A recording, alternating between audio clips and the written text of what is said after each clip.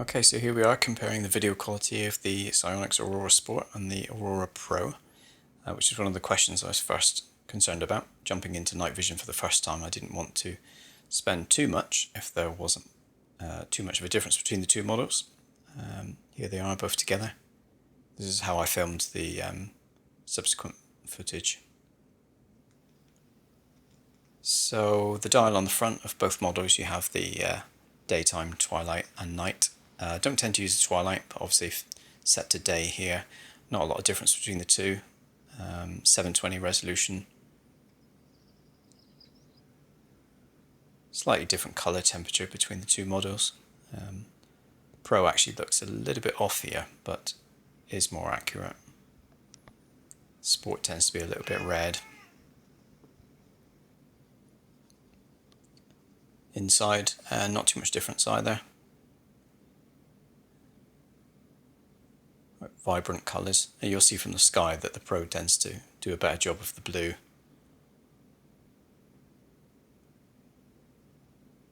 Although sometimes it seems a little dark.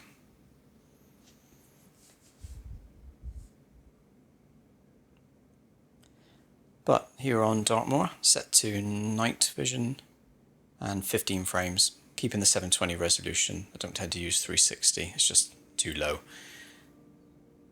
So 15 frames to get the most out of the noise. You can see the Pro is pretty decent here, but the Sport does struggle. I haven't changed any brightness. This is the dark and lightness out of the box. One of the issues with the Sport is you can see the noise vignetting around the edge of the frame. This image is right on the right hand side. Pro tends to be a little bit more even across the sensor. Here at the Perseids shower as well, which doesn't really culminate for another couple of weeks, but quite a few of those on the night. And you can see from the Pro it's a little bit easier to spot moving objects. They're moving a little bit faster on that shot, but it is harder due to the noise on the Sport. It's quite easy to miss, especially through the viewfinder. And then back to the Pro, 400 speed, just to show you just how many things are moving around at any given moment.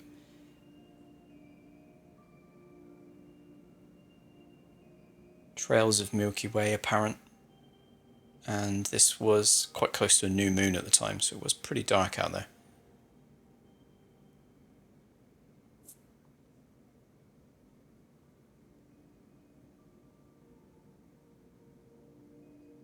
A decent arm of the Milky Way there.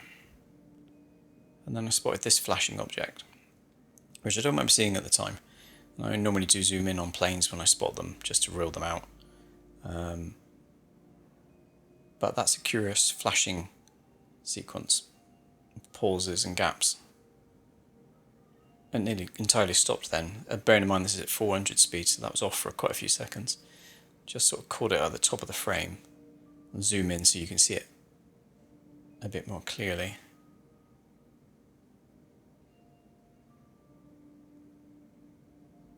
Do swing around in a second. No idea what it is though. As far as I can tell, despite me moving the camera around, it does continue in a straight line.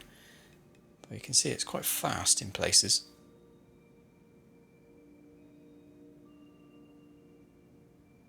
Feel free to leave any comments as to what you might think this is.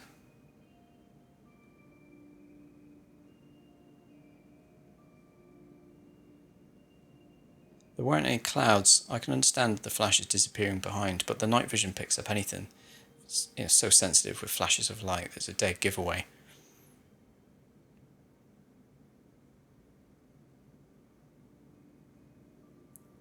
So unless the object is rotating and parts of its own structure are somehow blocking the occasional flash, I'm not aware of satellites doing that, and it certainly wasn't the ISS.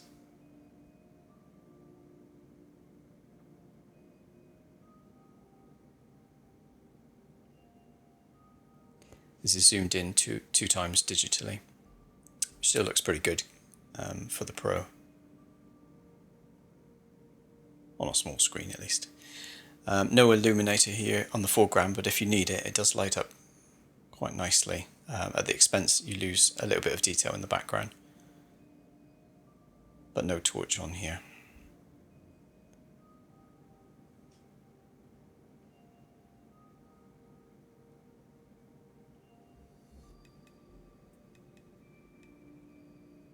I've been taking both cameras out, but it goes without saying that I tend to favour the Pro, but it is 3 times the cost. Even picks up galaxies, as you can see. A decent SLR set to a few seconds, maybe a 5-second exposure, and 10,000 ISO would pick that one up quite nicely. Limited resolution here on the Auroras.